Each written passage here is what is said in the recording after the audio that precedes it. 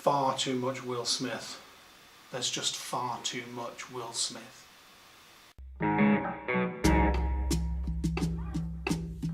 Okay, so Lewis Hamilton has won the Abu Dhabi Grand Prix 2018, and very well, and he kind of won it with the strategy of going in for tyres during the virtual safety car, and his competitors didn't do that, but it didn't look necessarily that was going to be the right strategy because he came out behind an awful lot of traffic. But yeah, I'm just going to go through some of the highlights of the race. I'm not sure what I'll look at first. Okay, yeah, Verstappen on Bottas. I thought Verstappen's move on Bottas was brilliant. Very, very wide into that braking zone, and then around the outside and into the outside of the second part of the chicane. That was the crucial bit.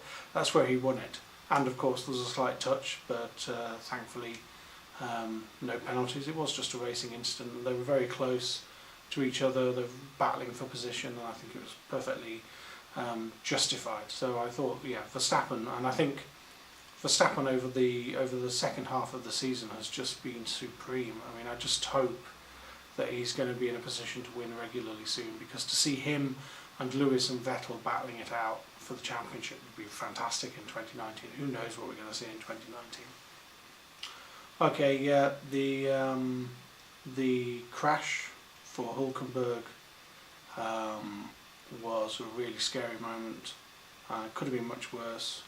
A barrel roll is never nice to see in any kind of Formula car, any kind of car really.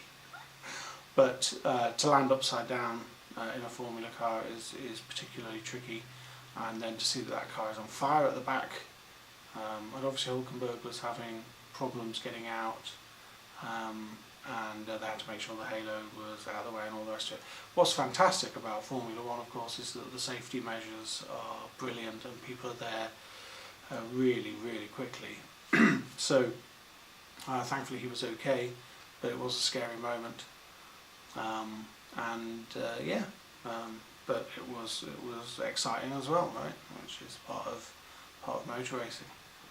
So the final thing I wanted to talk about today was the Martin Brundle grid walk, which is very often hugely embarrassing and toe curling and awful.